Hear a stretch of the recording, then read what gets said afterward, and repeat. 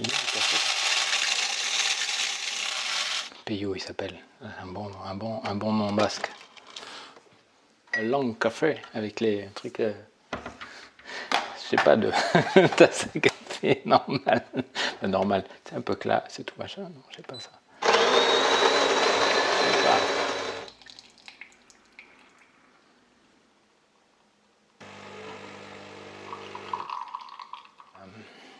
La falaise au vautour, en fait, c'est vraiment un endroit que j'aime bien, où j'aime bien aller parce que il y a beaucoup d'oiseaux là-bas et notamment les vautours fauves et ça me permet de tester pas mal de choses au niveau de mes photos, de mon autofocus, de travailler des ambiances quand je veux travailler des ambiances. Parce que je sais qu'il y a toujours quelque chose qui va se passer là-bas. Justement, comme c'est un endroit où il y a plein de nids, donc il se passe toujours quelque chose. Le café est fini.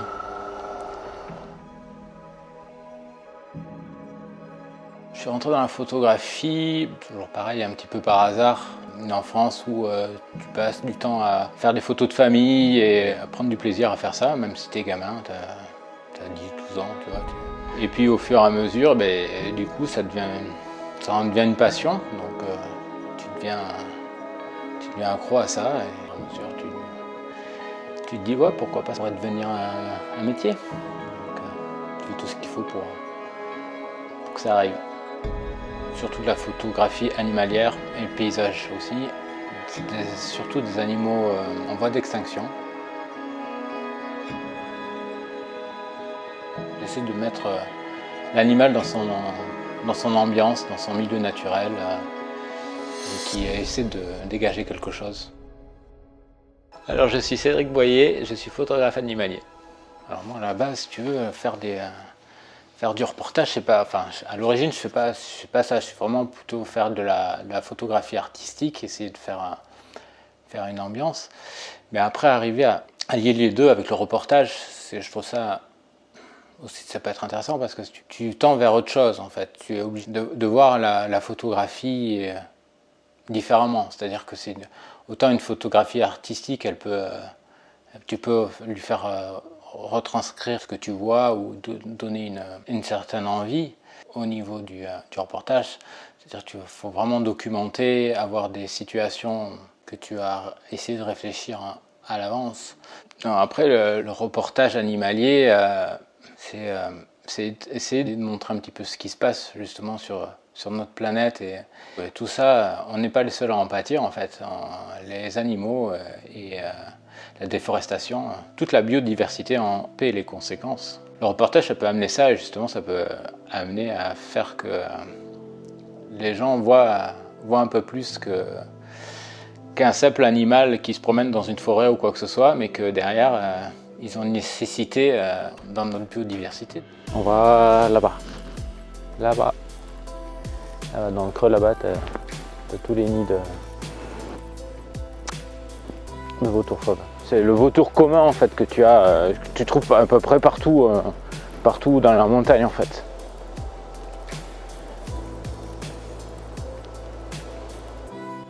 C'est leur table j'appelle ça leur table de réunion. J'aime bien se venir sur le bout. Tu vois le gros pic là, sur la droite. Là, tu suis le long de là et tu vas jusqu'au bout à gauche. T'en as un qui est posé juste au bout à gauche.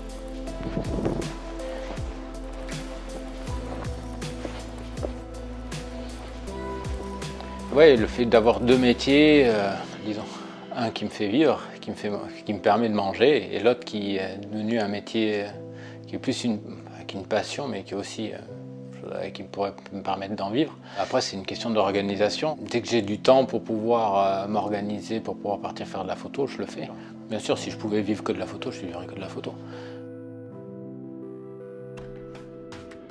Au niveau du reportage, j'ai essayé de faire un reportage. J'avais fait un reportage sur l'acrophage dans le Pays Basque, en fait, sur péjoratif, ce que je veux dire, mais c'est les éboueurs de la nature, c'est-à-dire que toutes les carcasses, tout ce qui reste, ben, c'est eux qui nettoient tout ça, et ça, justement, ça évite justement d'avoir des carcasses qui vont polluer des eaux, qui vont polluer des sols, qui vont justement pouvoir créer des maladies ou quoi que ce soit.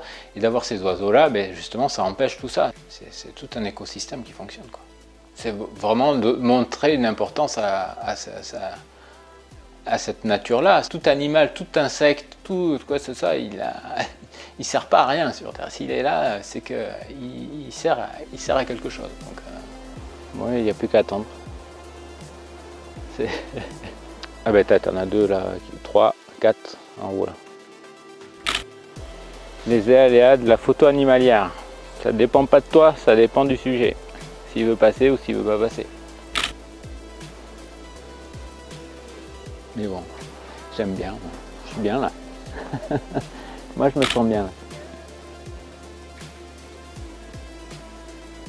Même s'il se passe rien.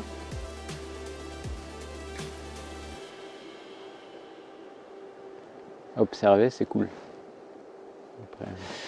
Alors ce matin, on est allé à l'Artsamendi. Donc c'est une petite montagne qu'il y a à l'intérieur du Pays Basque.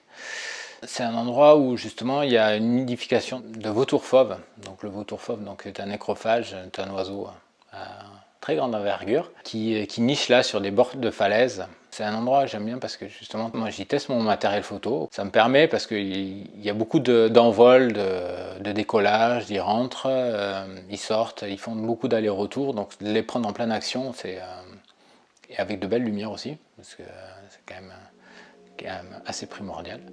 Donc voilà, c'est un endroit que j'aime bien. Ouais. Ça s'appelle un drone, j'adore. J'adore. Je croyais que c'était un percnoptère, si tu veux, c'était tout blanc, ça montait. Et en fait non, c'est un drone.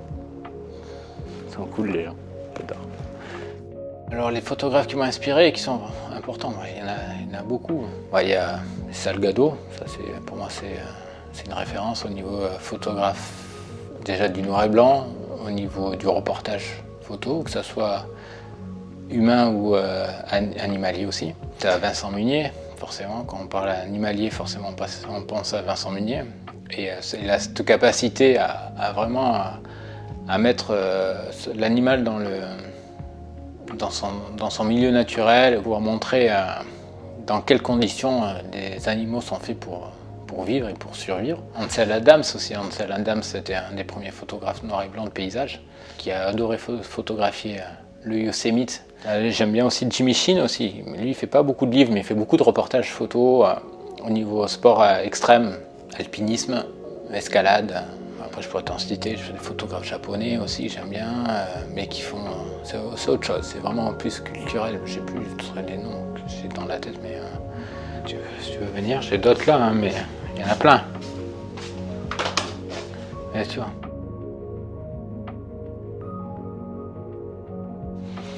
Là, je te parlais Tatsuo Suzuki.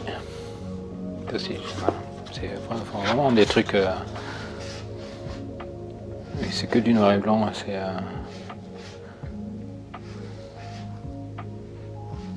Après... moi, moi je trouve ça... c'est pas de la photo... pour un photographe animalier, c'est pas forcément ce que tu vas préférer, mais... Enfin, ce que tu vas préférer, tu vas t'entendre ça. Christophe Jacquot. J'aime bien les ambiances qu'il crée. Ça, c'était en Islande, je crois. Il a fait ça en Islande. Là. C'est aussi un très beau livre sur les pompiers au Koweït et tout.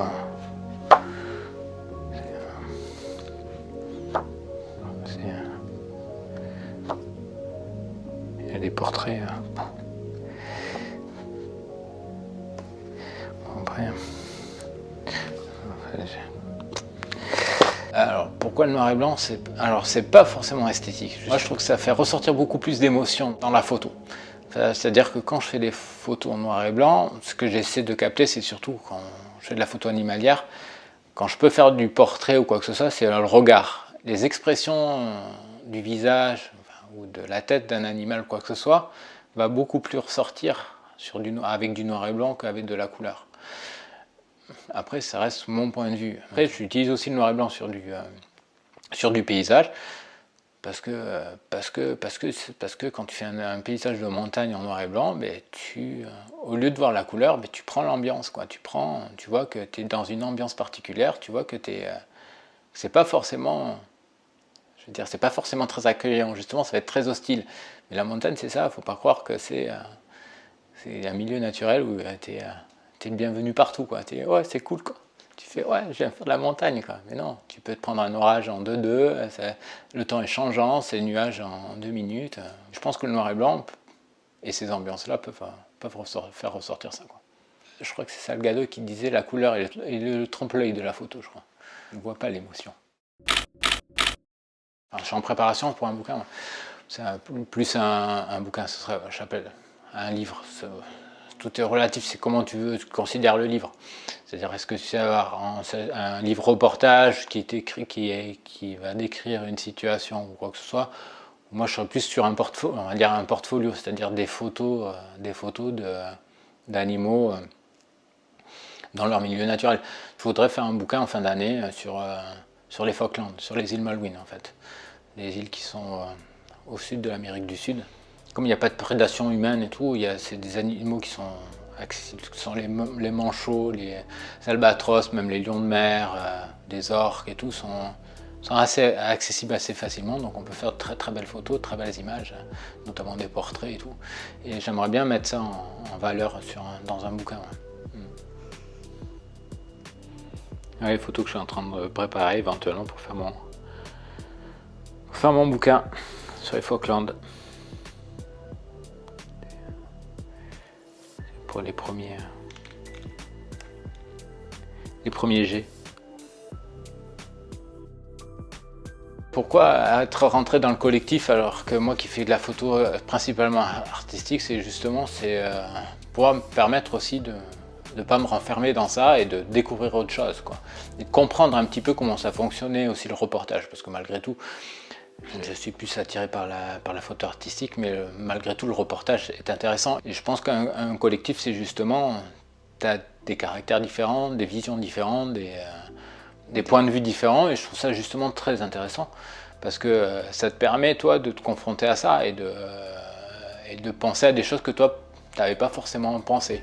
Et notamment le reportage, je trouve ça bien, parce que sur un reportage que tu vas peut-être mettre sur un être humain, sur des réfugiés, sur des trucs comme ça, sur la guerre ou quoi que ce soit, mais pourquoi pas le retranscrire sur de la photo animalière, je sais pas moi, de la chasse, enfin voilà, c'est une grande interaction, un collectif, et en plus de ça, malheureusement pour eux, ils sont sympas. Il y a une bonne ambiance, donc c'est ça qui est encore plus intéressant, parce que justement tout le monde essaie de se pousser vers le haut, donc tout le monde s'entraide, il y a beaucoup d'entraide, et c'est positif, quoi. Et ça peut que t'amener vers toi aussi, justement de progresser, d'avancer, si tu veux avancer avec tout le monde, quoi.